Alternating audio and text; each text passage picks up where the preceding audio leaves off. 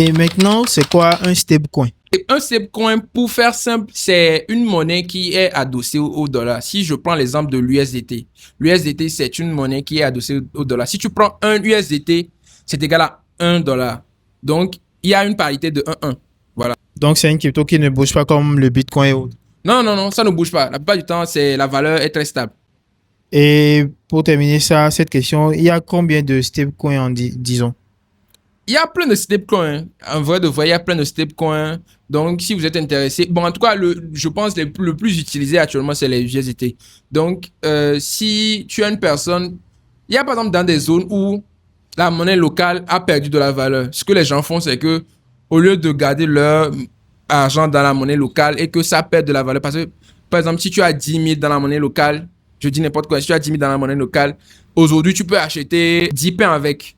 D'ici un mois, tu pourras acheter avec ces 10 000 que peut-être 8 pains ou 9 pains.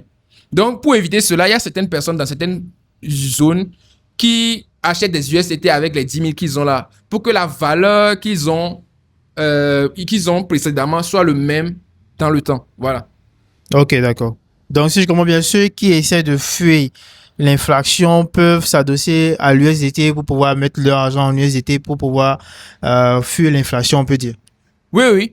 On peut le faire comme ça. Même ceux qui veulent aussi tester tout ce qui est crypto, parce que tu as entendu parler, tu veux comprendre et tu as peut-être pris un petit 10 000, un petit 20 000 et tu veux tester. Oui, tu peux acheter des USDT. Comme ça, tu ne vas pas avoir ce stress-là au début où tu vois, par exemple, tu as 20 dollars dans ton compte, tu fermes l'application, le temps d'aller jouer au ballon, tu reviens, tu vois maintenant 15 dollars. Si tu es un débutant, tu seras paniqué. Tu vas avoir peur, tu vas dire, que mon argent est en train de partir. Mais alors que c'est normal, si tu comprends normalement comment ça fonctionne, tu dois normalement savoir que c'est normal.